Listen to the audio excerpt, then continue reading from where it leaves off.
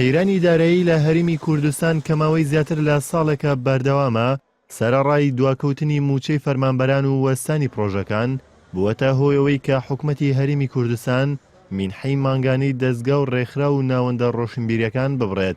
بەپێی ئەو ئامارانەی دەست NRT کەوتووە زیاتر لە 1000 ڕێکخرا و مینحەی مانگانەیان لە حکوومەتی هەرێم وەرگرتووە کە گۆی گشتی 4 ملیار دینار بووە بۆ هەر مانگێک. ناوەندەکانی چاپەمەنی و بڵاوکردنەوە بە تایبەتی ڕۆژنامە و گۆڤارە گرنگەکانی کوردستان ئەوانی کە ئەهلین ئەوانی تووشی قەیرانی دارایی بوون و هانیان هێناوە بۆ پەرلەمان خەریکی گەڵاڵی پرۆژەیەکین کە بتوانین بەشێک لە دامی مادی بۆ ئەم ناوەندانە هەم ڕۆژنامە و گۆڤارەکان هەم ناوەندی ڕۆشنبیری و کللتوری بگەڕێینەوە بۆی هەندێک چالاکی ڕۆشنبیری و کللتوری لە کوردستان دەست پێ بکاتەوە.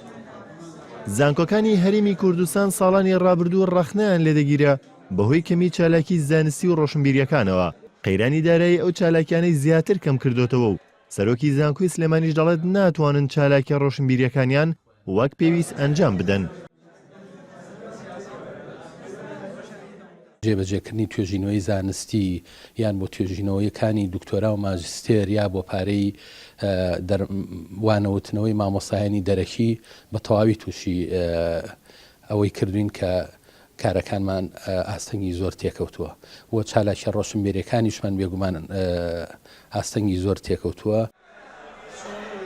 بڕینی پارەی ڕێکخراوەکان وەک وەزارەتی دارایی ئاماژەی پێکردووە بۆ کەمکردنەوەی خەرجیەکانە کە ڕەنگە ئەوەش دەستخۆشی بۆ وەزارەتی دارایی بەدوای خۆیدا بهێنێت، بەڵام ڕخنەی ئەوەش دەگیرێت کە ئەو بڕیارە چالاکیە ڕۆشنبیری و هونەری و کللتوریەکان بە شێوەیەکی زۆر کەم دەکاتەوە.